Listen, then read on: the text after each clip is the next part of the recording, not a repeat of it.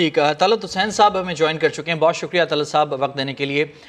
سر اب جیسا کہ ندیم ملک صاحب کہہ رہے تھے کہ معاملہ جو ہے صرف الیکشن کی تاریخ تک نہیں رہ گیا، اب کل سے جو معاملات جو ڈسکشن شروع ہوں گی، جو سماعتیں شروع ہوں گی، بہت سارے دیگر معاملات ہیں جو کہ اب زیر بحث آئیں گے، کیا کہیں گے، کس طرف جاتی ہوئی صورتحال دکھائی دے رہی ہے آپ کو؟ دیکھیں، جو 3-4 چیزیں واضح طور پہ سامنے آئی ہیں ان میں سے ایک کا تو منصور نے بڑے تفصیل کے ساتھ ذکر کر دیا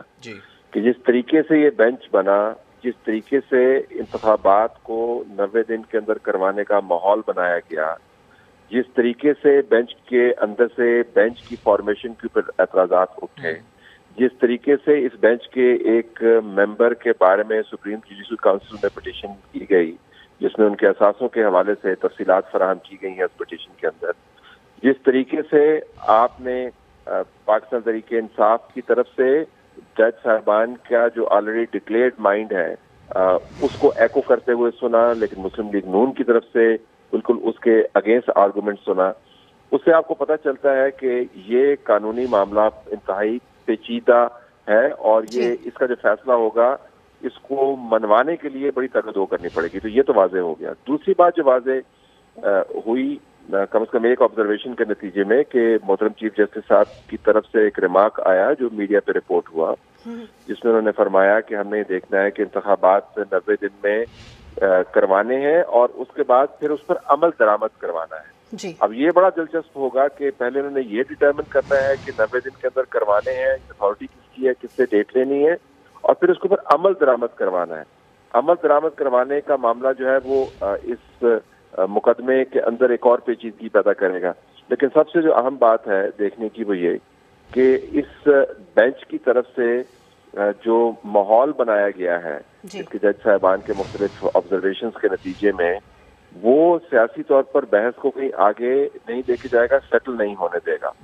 ہو سکتا ہے پروسیڈنگز کے اندر سے کل پرسوں اور اس کے بعد جو دن ہے اس کے اندر سے کچھ ایسا کرشمہ ہو کہ سب مطمئن ہو جائیں، لیکن فی الحال تو مجھے نہیں لگتا کہ اس کے اندر سے کوئی اطمینان بخش حل نکلے گا جو سیاسی طور پر سب کو قابل قبول ہوگا۔ ٹھیک ہے، اطمینان بخش حل آپ کو نکلتا ہوا دکھائی نہیں دے رہا، آپ ہمارے ساتھ موجود ہی رہیے گا۔ ٹھیک، اچھا طلعت حسین صاحب آپ کی جانب آنا چاہوں گا۔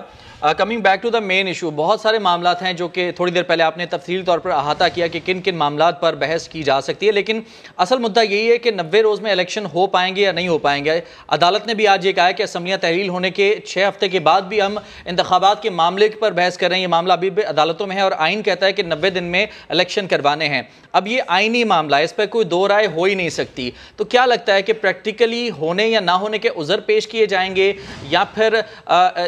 کیونکہ آئین کہتا ہے کہ 90 دن میں الیکشن ہونے ہیں، اگر نہیں ہوتے تو پھر ہم کس طرف جائیں گے، جو ریاست کی ریٹ ہے وہ کہاں پر رہے گی پھر؟ دیکھیں، میں کسی کی قانون سمجھ بوجھ رکھنے والا میں تو مکتب ہوں ان معاملات میں، دوسروں کی جو مستند آراء ہیں انہیں سے مستفید ہو سکتے ہیں، تو اس کے اندر یہ بھی انہوں نے بتایا تھا کہ 90 دن کے اندر انتخابات کروانے کے اندر بھی ایک دائرہ ہے، اور وہ دائرہ یہ ہے کہ ڈیٹ میں اور انتخابات ہونے کے اندر میرے خیال میں 44 دن کا وقفہ ہونا ضروری ہے، یعنی اگر 44 دن سے کم کا وقفہ ہوگا تو پھر 90 دن کے اندر انتخابات کرنا جو ہے وہ ممکن نہیں ہے۔ ایک تو یہ پہلو ہے میرے خیال میں، اس پر جو قانون سمجھتے ہیں پہلے وہ ڈیبیٹ کر سکتے ہیں۔ دوسرا پہلو، میں صبح بھی ایک ٹرانسمیشن میں سبھا میں گزارش کی تھی کہ دیکھیں، آپ کی ذمہ داری ہے کہ آپ بلٹن کر رہے ہیں اور آپ کو یہ لکھا ہوا ہے آپ کے کانٹریکٹ کے اندر، آپ کی ڈیوٹی ہے، آپ کرتے ہیں، آپ خبریں پڑھتے ہیں اور آپ نے یہ ٹرانسمیشن کرنی ہے، 3 بجے سے آپ بلٹن کر رہے ہیں، آپ ہم سے سوال کر رہے ہیں، یہ آپ کی ذمہ داری ہے، تو آپ اپنی ذمہ داری نبھا رہے ہیں، لیکن ذمہ داری کو نبھانے کے لیے ایک ٹیم موجود ہے جو آپ کو ایڈیٹوریل سپورٹ فراہم کر رہی ہے، ایک اسٹوڈیو موجود ہے جس کے اندر مائکس آن ہیں، کیمرے لگے ہوئے ہیں، لائٹنگ کا سسٹم ہے، سیٹلائٹس کام کر رہی ہیں، تب جا کے آپ اپنی ذمہ داری نبھا رہے ہیں۔ اگر ہم یہ اصرار کریں کہ نہ سیٹلائٹ ہو، نہ لائٹس ہو، نہ اسٹوڈیو ہو، نہ سپورٹ سٹاف ہو، اور پھر بھی آپ بلٹن کریں، تو آپ ہمیں کہیں گے نا کہ بھائی میرے پاس تو سپورٹ سٹاف ہی نہیں ہے، میرے پاس تو سہولت ہی نہیں ہے، موافق ماحول ہی نہیں ہے۔ تو الیکشن 90 دن میں کروانا بالکل ضروری ہے، لیکن اس کے لیے جو لوازمات آپ کو چاہیے،